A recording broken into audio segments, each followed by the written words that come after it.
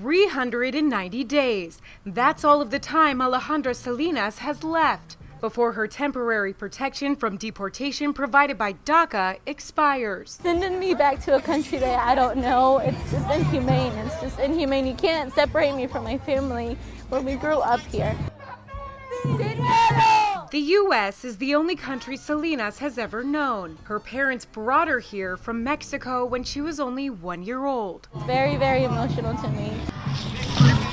Now she wants lawmakers to take a walk in her shoes. Every story has a face to it. We're humans, we have a heart, we have our families, and we have our lives that we grew up here in this country. So Salinas is making her voice heard, traveling from Orlando to the nation's capital.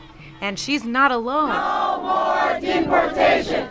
Immigration advocates are mounting an all-out push to get Congress to pass a version of the DREAM Act before the end of December. Meanwhile, the federal government runs out of funding on Friday. Some Democrats have said they won't vote for funding without protections for dreamers. But others say it can wait.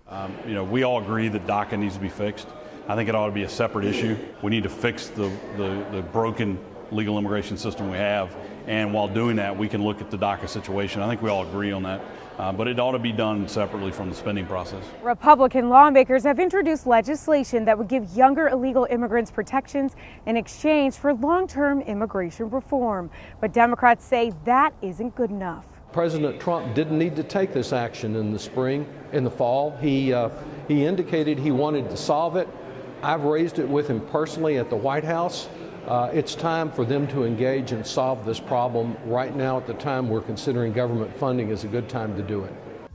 Butterflies represent our migration. In the meantime, Alejandra Salinas' status is in limbo, but she says she's not giving up. I feel empowered by everybody here because this is what keeps me going.